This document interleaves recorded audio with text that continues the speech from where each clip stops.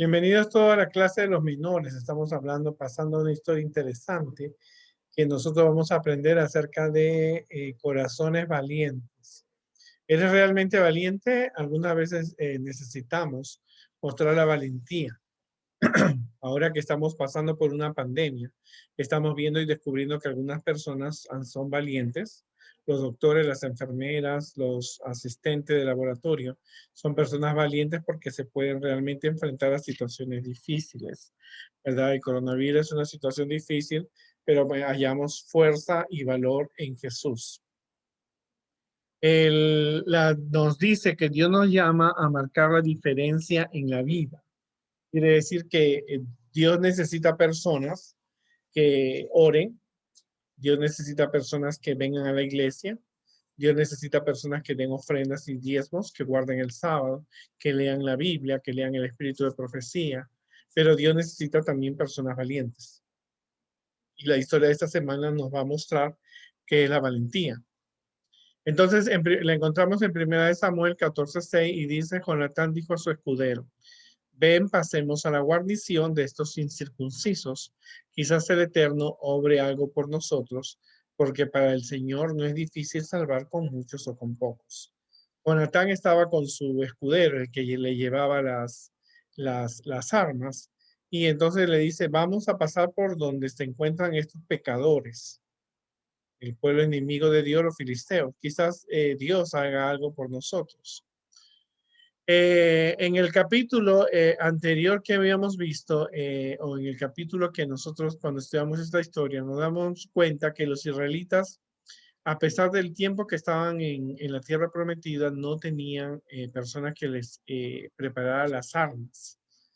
Tú sabes, en esa época no había pistolas, no había tanques, no había bombas atómicas, no había rayos láser, no había eh, armas biológicas. Por lo tanto, ellos necesitaban espadas y lanzas para poder, y escudos y armas. Así que ese era un problema por los cuales los israelitas no tenían tantas armas. Así que nos dice que los israelitas no tenían ese tipo de armas, pero sí tenían un arma que era superior, que era el poder de Dios. Y esta arma fue la que usó Jonatán, aunque su padre no Saúl, en lugar de poner su vista en los hombres, Jonatán decidió confiar en Dios. Estamos hablando, esta historia nos habla de que Saúl había sido elegido rey de Israel por Samuel, y Saúl había tenido varios hijos, entre los cuales se encontraba Jonatán. Pero a diferencia de Saúl, que confiaba en su poder, Jonatán confiaba en el poder de Dios. Así que un día, Jonatán le dice a su criado: vamos a pasarnos a donde están los filisteos. Puede ser que Dios nos dé una señal de que podamos vencerlos.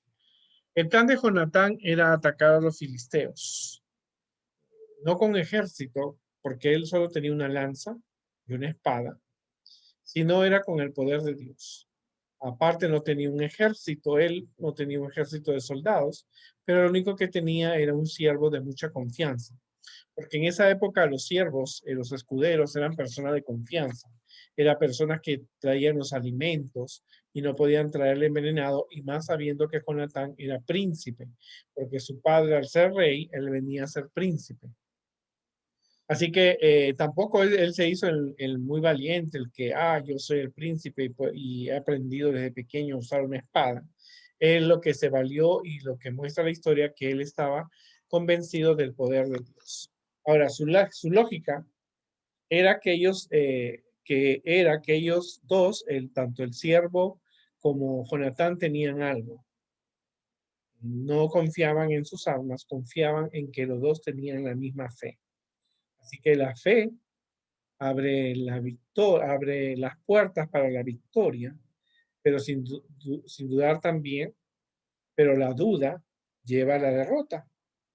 ¿Qué podía hacer Jonatán y su escudero, siendo que los filisteos estaban mejores armados? Tenían ellos personas que preparaban con el hierro, preparaban las espadas y las flechas y las lanzas.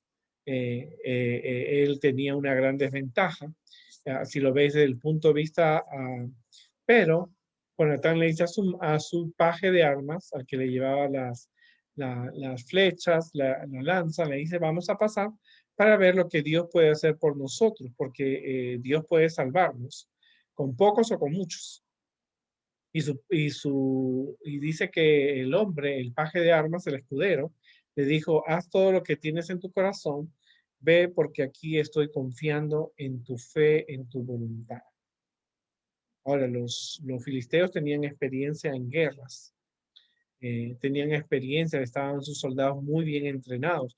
Por supuesto que los israelitas también tenían un entrenamiento, pero acuérdate que los israelitas eran un pueblo de Dios. Imagínate que ellos no tenían personas que le pudieran preparar armas. La verdadera fe en Dios no es creer que Él hará cualquier cosa que uno quiera, sino que Él hará lo que ha dicho, lo que ha decidido. Tal vez Jonatán no había oído una voz del cielo, pero una cosa él sí sabía, que Dios quería expulsar a los enemigos del territorio que le pertenecía al pueblo de Dios. Recuerda que Dios había prometido esas tierras para los descendientes de Abraham, y aparte de eso, sabía que Jesús iba a nacer pronto y necesitaba nacer en una tierra donde no hubiera enemigos que atacaran al pueblo de Dios. Entonces estos muchachos pasaron, ¿no? Y vamos a pasar a esos hombres y nos mostraremos a ellos. Si ellos nos dicen, espera hasta que venga, lleguemos a vosotros, entonces nos estaremos en nuestro lugar y no subiremos a ellos. Pero si ellos dicen, suban a nosotros, entonces sabemos que Jehová nos ha entregado en nuestra mano y esto será por señal. Entonces él le dice, mira, vamos a pasar donde están los filisteos, sabiendo que él era un príncipe, que si lo atrapaban podían pedir un rescate. Pero él confiaba en que Dios podía hacer algo con él, pero no confiaba en sus ideas propias, confiaba en lo que Dios quería. Entonces le dice, mira, si ellos nos dicen que, que nos quedemos ahí donde estamos y que ellos van a venir a nosotros, nos vamos a quedar, no vamos a ir a ellos. Pero si ellos nos dicen, venga, entonces es señal de que Dios quiere que nosotros lo venzamos. Es bien lógico, porque si te llaman, si te dicen quédate ahí, es porque no te quieren. Pero si te dicen ven, es porque quieren que te acerques para hacerte algún daño. Porque acuérdate que estaban en una guerra. Y en una guerra uno no quiere hacer bondades con la gente. Y menos personas que son idólatras, porque los filisteos adoraban ídolos, sacrificaban a los niños, bebés, los que los ponían en las manos de los dioses y ahí morían quemados porque calentaban las manos de fierro de esos dioses y colocaban ahí niños que quedaban ahí petrificados. ¿Es correcto pedir señales? Algunos han creído que es malo pedir pruebas a Dios, pero esto es lo que Dios nos ha dado desde un principio. Desde el Génesis hasta el Apocalipsis, la Biblia está colmada de señales. Esas son pautas que el Señor nos envía para confirmar si estamos alineados o no a su plan. Jesús reprendió a algunos por pedir señales, sin embargo, al final les dio una señal, aunque ellos no la esperaban. Lo malo no es pedir señal, sino la falla de la fe. Si pedimos señal, no debes dudar de Dios, sino que porque desconfiamos de Dios, nuestro propio corazón engañoso y mente falible. Ahora, no es malo si tú tienes un problema y le dices a Dios, Dios mío, quiero que tú me ayudes a solucionar ese problema. Ayúdame, Señor, a entender o a hacer algo. Ahora, una señal de Dios no tiene que ser algo común. Por ejemplo, tú no le puedes decir a Dios mañana que llueva, porque posiblemente mañana está pronosticada lluvia. Es como le pasó a una amiga que ella estaba enamorada de un muchacho y entonces le dijo a Dios, si esta noche llueve, yo me caso con él. Pero ella no había visto las noticias, se habían pronosticado lluvia. Así que llovió y se casó. Y le fue mal en el matrimonio. Entonces ella dijo, reclamó, yo pedí a Dios y entonces le dice, ¿tú viste lo que dice los meteorólogos y ella dijo no, pues ese día estaba pronosticado lluvia. Ahora, hay que pedir cosas que no son las señales, son cosas que no, tú no piensas que va a pasar. Por ejemplo, alguien viene y te dice, mira, dame Señor una señal. O sea, a una amiga, ella tenía que ir, tenía que ir por un camino y ella pidió a Dios una señal, Señor, ayúdame, necesito para mañana reunir cierto dinero. Y entonces ella oró a Dios y de repente le dice, mira, ve, escucha una voz que le dice, ve y dobla a la izquierda. Y ella dijo, pero yo no pienso ir por la izquierda, no es un lugar para mi casa, 2 bloques, estoy lejos. Y entonces ella decide irse a la izquierda y encuentra en su camino un sobre con el dinero que ella necesitaba. Y son cosas que tú puedes darte cuenta, que son cosas que te muestran realmente que Dios da una señal, ¿verdad? A veces respuestas en sueños. Yo recuerdo mucho una hermana, se llamaba Valladares, ella se apellidaba. Ella, un hijo se le murió en un barco pesquero, el agua lo tumbó y murió.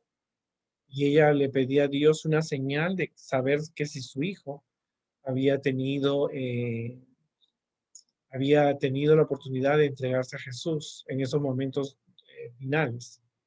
Así que ella pidió a Dios una señal y en la noche tuvo un sueño y soñó que venía una limusina y bajaba un hombre muy alto, de ojos azules, decía ella, contaba, y entonces le dijo, ya no llores más, Él está con nosotros. Y eso fue una señal que ella le dio, algo que ella no esperaba.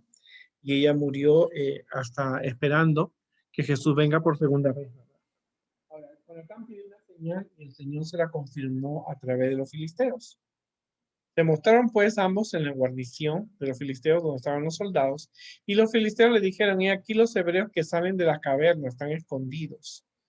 Ahora, y los hombres de la guarnición, los soldados, le dijeron a Jonatán y a su paje, vengan a nosotros y os haremos saber una cosa. O sea, tenían malas intenciones. ¿Qué podía pedir un soldado enemigo a 2 muchachos, a 2 personas que tenían solamente una espada? Entonces Jonatán le dijo a su paje de armas, sube detrás de mí, porque Jehová nos ha entregado en sus manos a estos soldados. Claro, acuérdate, estaban en una guerra y entonces le dijeron, vengan, que te queremos mostrar algo. O sea, que si tenían malas intenciones, ¿qué podrían haberle mostrado? La podían haber matado, podrían haber mostrado las armas que tenían, pero era una señal de que Dios tenía para ellos. Así que Jonatán y su siervo hicieron lo que tenía en su mano y el resto lo hizo Dios. El Señor no te pide que tú seas un superhéroe. Todo lo que te pide es que hagas lo que puedas, porque lo demás lo hace Dios. En esta ocasión, el Señor dice que hizo temblar la tierra y provocó un terremoto, un temblor, y creó una confusión en el campamento enemigo. Se vieron asustados y entonces dices que los persiguieron. Mientras la mayoría de los israelitas se estaban escondiendo de los filisteos, solo Jonatán y su siervo tuvieron el valor de enfrentarse al enemigo. Con la confirmación de Dios, atacaron el campamento filisteo. Cuando todos estaban asustados por el temblor, ellos seguían y estaban luchando y matando a los soldados. Y Dios hizo el milagro, dice, de confundir a los enemigos al ver tanto terremoto, la polvadera que produce un terremoto, el cielo quizás se oscureció, pero dice que todo es una tembladera que empezaron a luchar entre ellos y comenzaron a matarse entre ellos. Dios había hecho muchas veces ese milagro. Lo hizo a través de los profetas y juntando Saúl a todo el pueblo que estaban con él, llegaron al lugar de la batalla y aquí que la espada de cada uno de ellos estaba contra sus compañeros y había una gran confusión. El terremoto los asustó, los confundió, pelearon entre ellos, se mataron. Gran parte de la confusión en el ejército filisteo se debió a que entre ellos venían israelitas que se habían convertido en sus esclavos, pero en el momento de la batalla se voltearon en defensa de Israel. ¿Qué quiere decir esta parte de la historia? Dios estaba planeando todo. Los filisteos tenían esclavos, siervos israelitas. Cuando vieron esa confusión, también tomaron la espada y mataron a sus amos, los filisteos, que eran sus enemigos. Y los hebreos que habían estado con los filisteos de tiempo atrás y habían venido con ellos de sus alrededores al campamento, se pusieron también del lado de los israelitas que estaban con Saúl y con Jonatán. O sea que Dios hizo un milagro maravilloso. Al ver este milagro, los israelitas que se habían escondido tomaron valor y se unieron a la batalla. Dijeron, ok, ahí se están matando entre ellos. Los siervos están matando a sus amos, los siervos israelitas. Está Jonatán y suelto, nosotros también nos vamos ahorita a apoyarnos, nos unimos de valor. Asimismo, dice, todos los israelitas que se habían escondido en el monte de Efraín oyeron que los filisteos huían y también ellos salieron y los persiguieron de aquella batalla. O sea que no solamente fueron los soldados que tenía Saúl, sino que los pueblos cercanos escucharon lo que había pasado y así también ellos salieron y debieron haber sido muchos los filisteos. Así salvó a Jehová aquel día y llegó la batalla hasta Ben a Ben. O sea que la batalla ahí, los soldados que estaban escapándose, se encontraron con los del monte de Efraín, que eran israelitas, y porque habían escuchado de la batalla y mataron así. Aunque los israelitas no contaban con espadas de hierro, alcanzaron la victoria porque Dios iba delante de ellos. ¿Cierto? El Señor no quiere que su pueblo sea un espectador en la conquista de las promesas divinas, sino que espera que tomemos un rol activo. O sea, si tú tienes un problema, Dios no espera que tú estés sentado a que el problema se solucione. Tú tienes que ayudar y buscarte una solución a ese problema. Cuando yo vine a Norteamérica, me quedé sin trabajo. Y entonces yo decía, ¿cómo voy a conseguir un trabajo? No sé hablar todavía el inglés.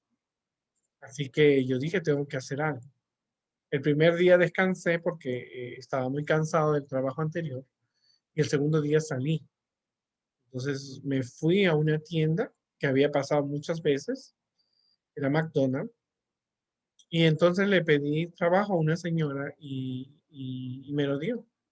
Ella no me preguntó si sabía mucho inglés, yo le dije que no sabía mucho inglés, pero me dio la oportunidad de trabajar unos años en McDonald's hasta que pude restablecerme. Tenía que ser valiente, tenía que salir, no sabía inglés. Así que se me hacía difícil. Pero Dios hizo el resto, ¿no es cierto? Hasta que pude yo trabajar otra vez como maestro, ¿no? Así podemos buscar cuando hay un problema, una dificultad. Hoy día no tenemos batallas, pero tenemos problemas que tenemos que vencer. Dios no espera que estemos sentados, tenemos que buscar realmente hasta que podamos encontrar nuestro lugar. Tengo una amiga que ella tenía un problema, no encontraba ella trabajo tampoco, así que ella oró a Dios y salió a buscar un trabajo. Entonces de repente le vino una idea que ella dice que era la voz de Dios, que tenía que tomar un bus y bajarse el 85 en New York y ella bajó. Y de repente se encontró con algo que ella hacía y pudo conseguir un trabajo así, ¿cierto? Eh, Fidelidad y respeto ante todo. ¿Cuáles eran las características de Saúl y Jonatán? Algunas de las características que tenía Saúl era egoísta, era celoso, era cambiante, era neurótico. Porque ¿cómo es posible que siendo un rey no se preocupara porque su pueblo tuviera personas que prepararan armas? En esa época todo el mundo necesitaba una espada, flechas, necesitaba una lanza y los israelitas no tenían. Algunas características de Jonatán que podemos ver, en primer lugar, aún medio de las crisis, porque estaban en una guerra, él apoyaba a su padre cuidando el reino. Aconsejaba con firmeza, apoyaba emocionalmente a su padre, como a David, porque después más adelante vamos a ver la relación que él tenía con David. Aparte de eso, era respetuoso con su escudero, ¿verdad? Él no, tú eres mi escudero, tú tienes que hacer lo que yo diga. Buscó que la fe, la misma fe que él tenía, la tuviera su escudero y cumplía con sus obligaciones porque era su responsabilidad. Sabía que él era el hijo del rey y que tenía que cumplir una función. Y él dijo, él no pensó, no, si me voy allá me van a atrapar y me van a pedir un rescate, me pueden matar porque saben que soy el hijo del rey, ¿no? Él asumió con mucho respeto. ¿Cuál fue el secreto de Jonatán para ganar una batalla? Solo con la ayuda de su paje. Jonatán, él era un líder aguerrido del pueblo israelita, por lo tanto, portaba una espada, una lanza y flechas. Él no se quedó sin hacer nada.